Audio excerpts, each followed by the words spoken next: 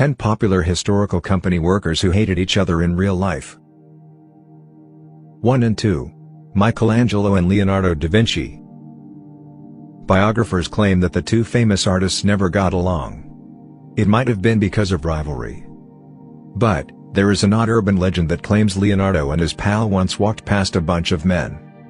They had been discussing Dante's journey to hell. They consulted Leonardo for his viewpoint. A short while later, Michelangelo joined them. "Michelangelo will be able to explain what it means," Leonardo said. For some unknown reason, he was extremely offended. He angrily responded, "No, explain it yourself, horse modeler that you are, who can't even cast a statue in bronze." 3 and 4. Aaron Burr and Alexander Hamilton.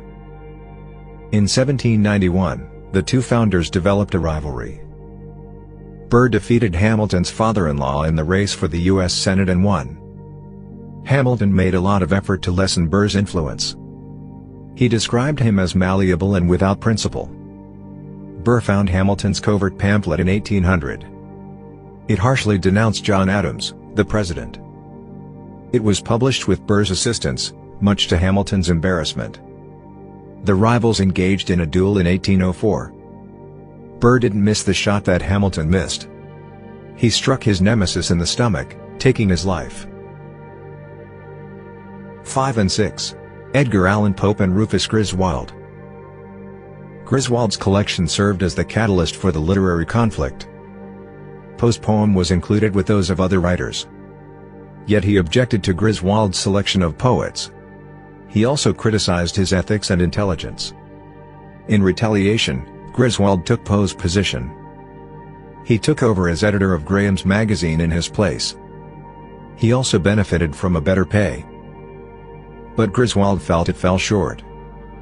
After Poe passed away, he wrote a hateful obituary. Poe's demise, he wrote, will startle many, but few will be aggrieved by it. 7 and 8. Caravaggio and Giovanni Buglione. The incident happened in 1602. Amor Vincit Omnia by Caravaggio served as the catalyst for the rivalry. In reaction, Buglione produced Holy Love and Profane Love. The happy expression on Caravaggio's naked Cupid was used. In Buglione's depiction, he was squatting at an angel's feet. He prevented the young Cupid from approaching Lucifer. Buglione was mocked by Caravaggio and charged with plagiarism. Buglione painted a different illustration in response. He gave Lucifer Caravaggio's face this time. Also, he implied frequently that his opponent was a sodomite.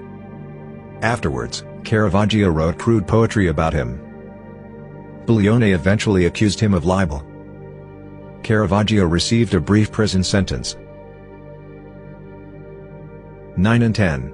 Ernest Hemingway and William Faulkner. The two Nobel laureates were never acquainted. Both enjoyed a great deal of respect when they were alive. Hemingway, meanwhile, favored strong, concise sentences. Faulkner used voluminous, flowery vocabulary in his writing. As a result, he was included in the Guinness Book of Records.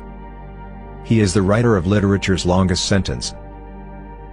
Hemingway was reportedly praised by Faulkner for never using a word that would cause a reader to consult a dictionary. It wasn't intended to be offensive.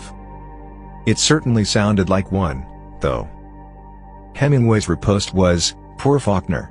Does he really think big emotions come from big words?"